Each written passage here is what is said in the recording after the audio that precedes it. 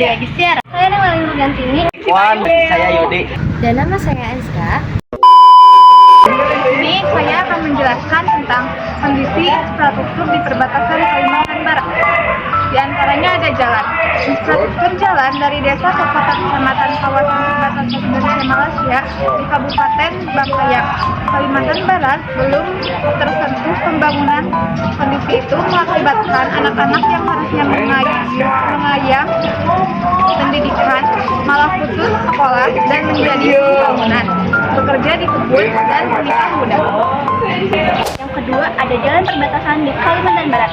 Pembangunan jalan paralel pada perbatasan Kalimantan Barat atau Kalbar hingga batas Kalimantan Timur atau Kaltim sepanjang 608 km.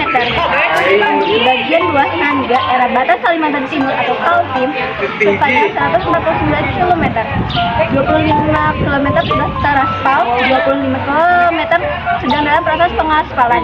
Kawasan perbatasan Kalimantan Barat oleh pemerintah adalah perbatasan dengan negara tetangga seperti Malaysia. Pemerintah memperhatikan kawasan ini untuk menjaga keamanan dan keterbatasan serta mengurangi resiko terjadinya aktivitas ilegal atau ancaman terhadap kedaulatan negara.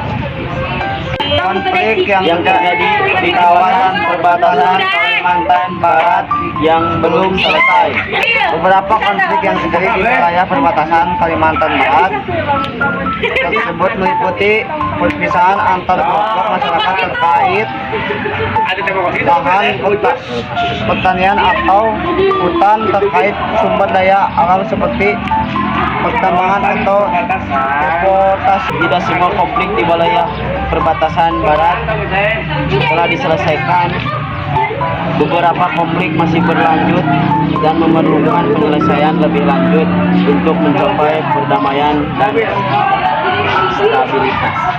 Penyebab terjadinya konflik di perbatasan Kalimantan Barat yaitu ada pertama, perselisihan antar kelompok di masyarakat, yang kedua pertikaian politik, yang ketiga isu-isu ekonomi dan sumber daya alam, yang keempat kurangnya pemahaman dan dialog antar pihak yang terlibat, yang kelima kurangnya akses pelayanan hukum atau mekanisme penyelesaian sengketa, yang keenam kurangnya dukungan dari pemerintah dalam menyelesaikan konflik.